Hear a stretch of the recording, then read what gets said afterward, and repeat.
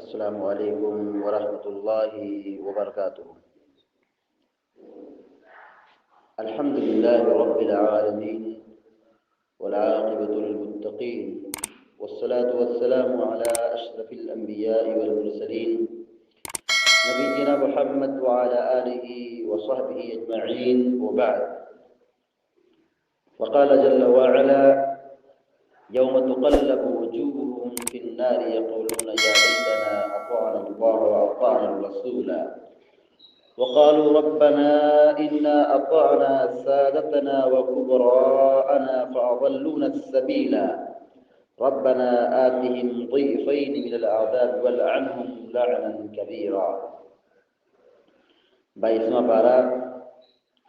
سورہ احزاب کی 67، 66 اور 68 تین آیات کریمہ ابھی آپ کے سامنے پڑھی گئی ہے، جس میں اللہ رب العالمین نے اللہ اور اس کے رسول کی نافرمانی کرنے والوں کا انجام بتایا ہے کہ جو لوگ اللہ اور اس کے رسول کو چھوڑ کر اس دوسرے کی اطاعت کرتے ہیں، اللہ اور اس رسول کی نافرمانی کرتے ہیں،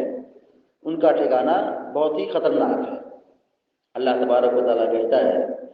یوم تقلب وجوہہم فی النار، جس دن ان کے چہروں کو جہنم کی آگ میں الٹا اور پلٹا جائے گا، یعنی جہنم میں ان کو جلایا جائے گا۔ یقولون یا لیتنا اطعنا اللہ واطعنا الرسول، تو جہنمی یہ کہیں گے اے کاش کہ ہم اللہ اور اس کے رسول کی اطاعت و پیروی کیے ہوتے، اللہ اور اس کے رسول کی باتوں کو مانا ہوتا۔ وقالوا ربنا انا اطعنا سادتنا وكبراءنا فاضلونا السبيل، وہ لوگ کہیں گے کہ اے ہمارے رب، ہم نے اپنے بڑوں کی اطاعت کی، ہم نے اپنے سرداروں کی بات مانی، اپنے ذمہ داروں کی بات مانی، بڑے بزرگوں کی بات مانی۔ فَأَضَلُّونَ السَّبِيلَ، ان بڑے بزرگوں نے،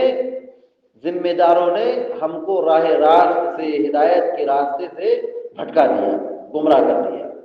رَبَّنَا آتِهِمْ ضِعْفَيْنِ مِنَ الْعَذَابِ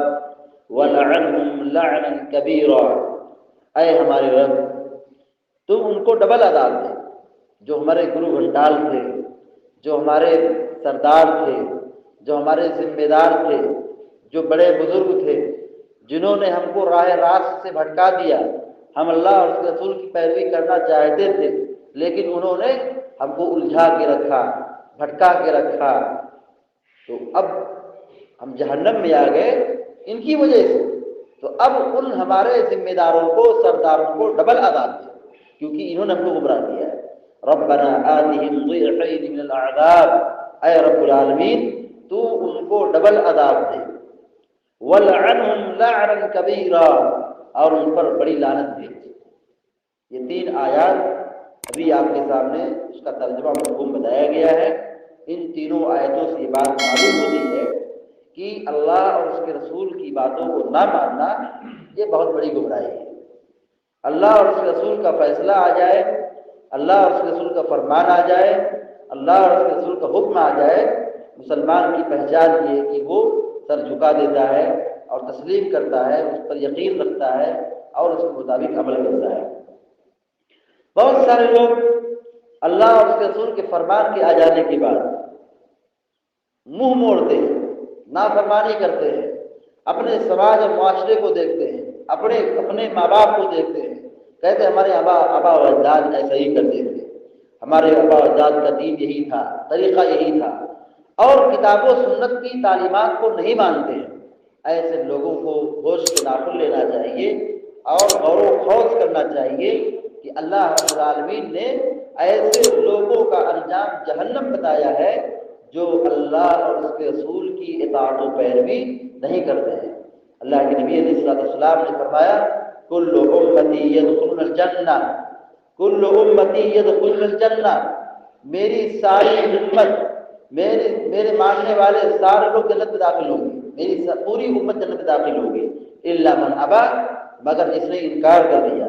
قیل ومن ابا یا رسول اللہ، صحابہ اکرام نے پوچھا کہ جنت سے انکار کرنے والے کون لوگ ہیں، یعنی جنت میں جانے سے انکار کرنے والے کون لوگ ہیں؟ آپ علیہ السلام نے صاف لفظوں میں فرمایا من اطاعنی دخل الجنہ، جو میری بات مانے گا وہ جنت میں داخل ہوگا، ومن عصانی فقد ابا، اور جس نے میری نافرمانی کی گویا اس نے جنت میں جانے سے انکار کر دیا۔ تو اس حدیث میں بھی اللہ کے نبی صلی اللہ علیہ وسلم یہی بات بیان فرمائی ہے کہ جو رسول اللہ صلی اللہ علیہ وسلم کی بات مانے گا، اس نبی کی سنتوں کو اپنی زندگی میں نافذ کرے گا، سنت کے مطابق زندگی گزارے گا، اس کا ٹھکانہ جنت ہے۔ اور سنت کی مخالفت کرنا،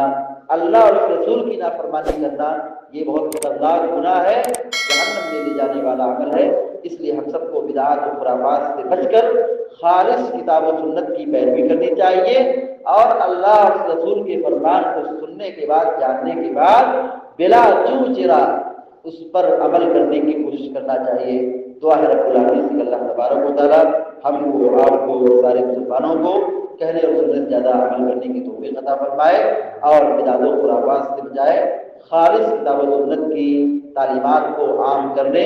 اور اس پر عمل کرنے کی ہم سب کو توفیق عطا فرمائے، آمین یا رب العالمین۔ اقول قولی ھذا واستغفر اللہ لی ولکم ولسائر المسلمین فاستغفروه انه هو الغفور الرحیم، وصلی اللہ علی نبینا محمد وعلى آلہ وصحبہ اجمعین۔ السلام علیکم ورحمۃ اللہ وبرکاتہ۔